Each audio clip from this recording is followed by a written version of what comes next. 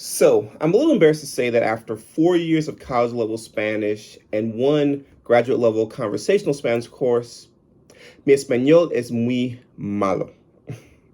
Entonces, perdónenme si mi pronunciación en español no es perfecta. So in this video, I'm going to tell you all about the Negro Rebellion of 1912, which was a massacre of black people that took place in Cuba. I'm also going to draw parallels between the Negro Rebellion of 1912 and other massacres of black people that took place in the United States around the same period. Now, at any point, feel free to click the notification bell or subscribe to my channel for more content. So, without further ado, let's begin.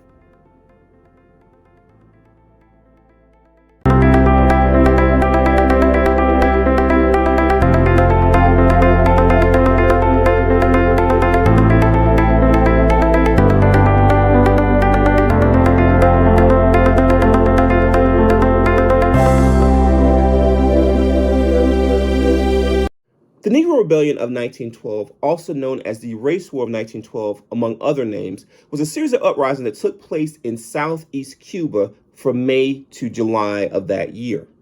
So just for a little background, during the transatlantic slave trade, Cuba was the largest slave colony of Spain. So according to the Hutchins Center for African and African American Research at Harvard University, about 800,000 slaves were imported into Cuba between the 1500s and the 1800s. To put that into some context, that's about twice as many slaves that were imported into the United States. By the 1840s, there were about 400,000 slaves in Cuba, which is about a third of the Cuban population at the time. During Cuba's first war for independence, which took place between 1868 and 1878, some rebel leaders called for the full abolition of slavery. Specifically, the rebel leaders Antonio Maceo and Jose Marti were proponents of the full abolition of slavery and called for a Cuba where skin color played no role in how high you can ascend within society. But abolition wasn't just something supported by the rebels. The Spanish government also freed slaves to help them put down the rebellion that took place between 1868 and 1878, as well as another rebellion that was somewhat in the continuation of the first rebellion that took place between 1879 and 1880. And the Spanish government ultimately ended slavery in 1886 when slavery was abolished in Cuba by royal decree. So 15 years after the second failed rebellion, the Cubans rose up one more time to gain their independence. But this time they had a new advantage, the help of the United States. The United States entered the Cuban War for Independence that took place between 1895 and 1898 on the side of the Cuban rebels for two main reasons. One, they wanted to protect their economic interests in Cuba. They had already started to buy up land and invest in the sugar growing industry in Cuba. And two, they wanted to remove another European power from their sphere of influence, this time Spain. Now, unlike those first two rebellions, the third Cuban rebellion was successful. Spain ultimately recognized Cuban sovereignty with the Treaty of Paris, which was signed in December of 1898. Now, Black Cubans, also known as Afro-Cubans, were pivotal in the ultimate success of that last rebellion. According to UNC Chapel Hill historian Luis A. Perez Jr. in his 1986 article, Politics, Peasants, and People of Color, Blacks made up about half of the enlisted ranks and about 40% of the senior commission ranks of the Cuban Liberation Army. And during the Cuban War for Independence, Afro-Cubans were generals, they were politicians, and they were activists calling for a fully independent Cuba. Now, before I go any further, I do want to note that Antonio Maceo and Jose Marti were actually killed during the Cuban War for Independence by the Spanish. Now, this is important because they were the ones calling for a fully egalitarian, equal society where race had no part in how you achieved. Now, historically, you can look at their deaths as similar to what happened with Lincoln, with Kennedy, with Dr. King. After they were killed, their visions, you can argue, never were fully realized.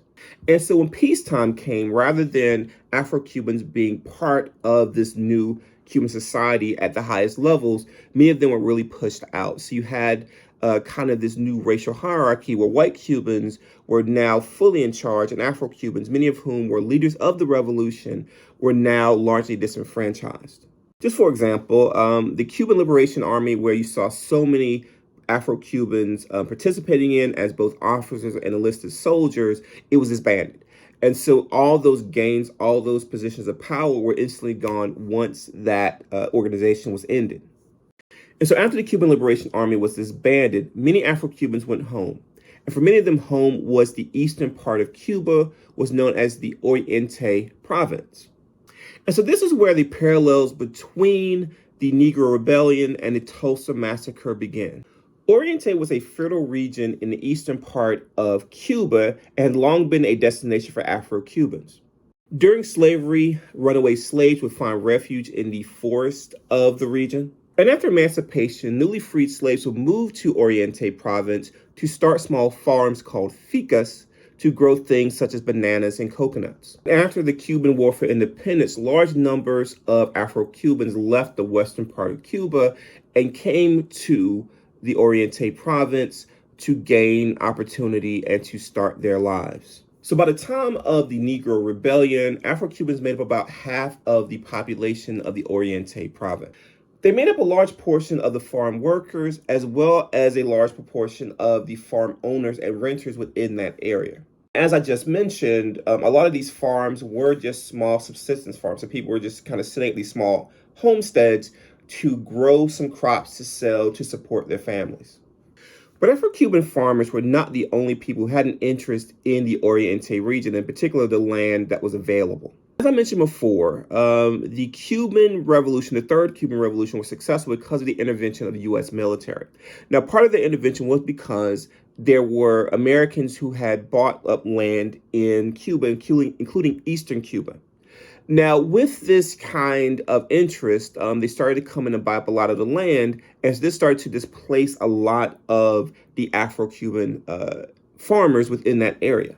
And what land these American corporations couldn't gain legitimately through just purchasing the land from the owners there, they would basically obtain through nefarious means, sometimes buying off judges who would oftentimes rule in favor of the American corporations. At the same time, there was also a large influx of immigration from Spain. So you had a lot of Spanish workers who would come into Cuba, including Eastern Cuba, and they, because of white privilege, they would get access to certain jobs that Afro-Cubans could not get access to. Now, anyone familiar with U.S. history knows this also happened here in the United States. So after emancipation, many African Americans made economic gains in the South in particular. They bought land, including members of my own family. But through nefarious means, oftentimes those individuals lost their lands through the courts. And at the same time, during the Great Migration of the late 19th, early 20th centuries, African Americans who left the South to find jobs in places like Detroit, Michigan, would oftentimes have to compete against European immigrants from places like Italy and Poland, who themselves also benefited from white privilege. And so during the late 19th and early 20th centuries, people of African descent in Oriente Province in Cuba, in the American South, as well as many northern cities, started to see their political and economic gains start to be reversed. And so in the face of the erosion of political and economic rights within both the U.S. and Cuba, you started to see the advent of these race-conscious organizations. So in the U.S., you had first the Niagara Movement, which was a precursor of the National Association for the Advancement of Colored People. But at the same time in Cuba, you had the Partido Independiente de Color, which was a pro-Black organization that was put in place to push back against the economic and political erosion of rights of Afro-Cubans. Now, there were some key differences between these different organizations, so specifically NAACP and the Partido Independiente de Color. So one is the NAACP worked within the political framework, the political system. So you had the Republican Party, which was the dominant or the party that most African Americans supported because of Lincoln at the time. And so the NAACP was an organization pushing for Black rights, but it was not a political party. It was not a threat to the Republicans, basically. However, the Partido Independiente de Color was seen as a threat to the Liberal Party, the dominant Liberal Party within Cuba. And another big difference was while African Americans made up only a small proportion of the population of the U.S. at the time, Afro-Cubans made up a huge proportion of the Cuban population. And so their support was crucial for the ruling class, the liberal ruling party. And so because of this, the Partido Independiente de Color was seen as a threat to power from many white from many white Cubans. And so they were the ones that wanted to see it go away. And so how the liberal ruling class wanted to do away with the Partido Independiente de Color was through what's known as the Marua law. Now, this particular law outlawed any political parties that were formed along the lines of race. Now, of course, this was specifically done to end the Partido Independiente de Color from gaining political office, and for the most part, they were successful.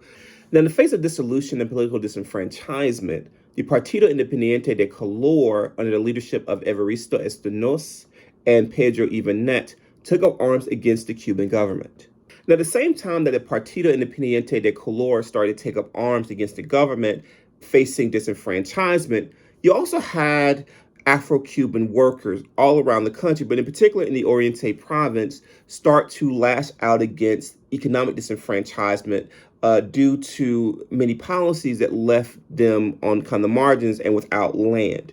And so these individuals would burn buildings, they would attack railways, basically derail railroads, and cause a lot of property damage. In particular, they would attack property that was foreign owned, some of which was American property in different parts of Cuba, again, in particular in the Oriente Province. They're really burning anything that kind of symbolized the oppressive force of these kind of foreign corporations, as well as the Cuban government. Now, we saw the same thing in the U.S. So a while ago, I did a review of the book Blood Done Signed My Name, right here.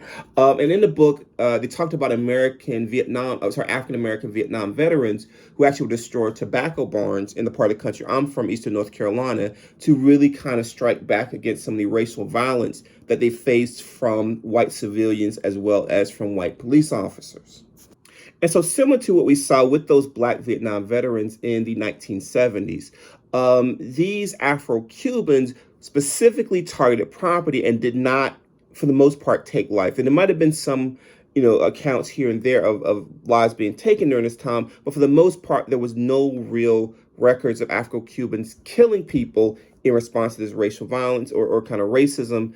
They rather would destroy property that symbolized their oppressors. One key example is in the one engagement where Afro-Cuban rebels essentially attacked American Marines. There were no recorded casualties on any side. This was not a violent military attack. They were essentially trying to express their anger.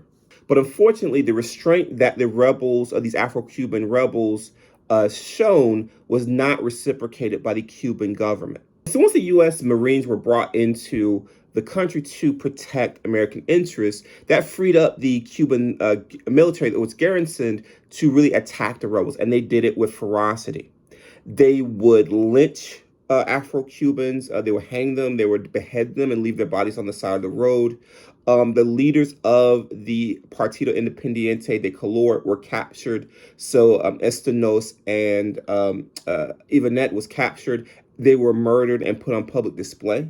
And so you saw a horrific response from the military, dehumanizing and degrading the Afro-Cuban rebels. It wasn't even just rebels themselves. So any Afro-Cuban who was thought to be on any level affiliated with the rebellion was murdered during this massacre. And sometimes the whole idea of involvement with the rebellion was just pretense to murder someone who was of African descent. And so during this time, Afro-Cubans were hunted, and any Black person that was on Cuba was subject to being killed during this massacre. And so between May and July of 1912 in Cuba, it's estimated that between 3,000 and 6,000 Afro-Cubans were murdered during this massacre. There are many parallels between the Negro Rebellion in 1912, which took place in Cuba, and massacres of Black people that took place in the United States during the same period, including the Tulsa Massacre of 1921. Many of the rebels pushing back against the oppressive policies of the Cuban government and of the United States were Black veterans, and so it became a main target during the massacre. Similarly, during what's known as the Red Summer of 1919, many Black American veterans were the targets of violence, including murder, after they started to stand up for their rights after serving in World War I. During the Negro Rebellion, people of African descent were targeted whether or not they were part of the rebellion or not. And after the Nat Turner Rebellion, African Americans, whether or not they were associated with the rebellion or not, were murdered in large numbers to again send a message to the larger population. The Marua laws that were put into place to keep African Americans from gaining political power in Cuba were similar to the laws that were passed in the United States to disenfranchise African Americans after they were given the right to vote through the 15th Amendment. And lastly, during the Negro Rebellion of 1912, a fake story about a teacher who was sexually assaulted was put out there to incense white rage. The exact same thing happened during the Rosewood Massacre in Florida in 1923, when the fake story of a white woman being raped was used to cause white anger and violence within Florida. So what is the legacy of the Negro Rebellion of 1912? Well, first of all, the idea of using arms to create a racially egalitarian Cuba, or even a black republic like what we saw in Haiti, was largely squelched with the massacre during the Negro Rebellion. Instead, rebellion took on other forms within Cuba. You started to see racially conscious Afro-Cuban music, literature, academic work, and political activism. Also, rather than being demonized, the leaders of the Partido Independiente de Color are celebrated in many areas within the Black community as a whole, or the African diaspora, as well as the Afro-Cuban community specifically. If you found that video interesting and or informative, please like this video and subscribe to my channel. Also, please share this video. If there are other significant events in the fight for freedom for African peoples around the world that you want me to cover, please leave those suggestions in the comment section below. Thank you all for your time and have a wonderful rest of your day.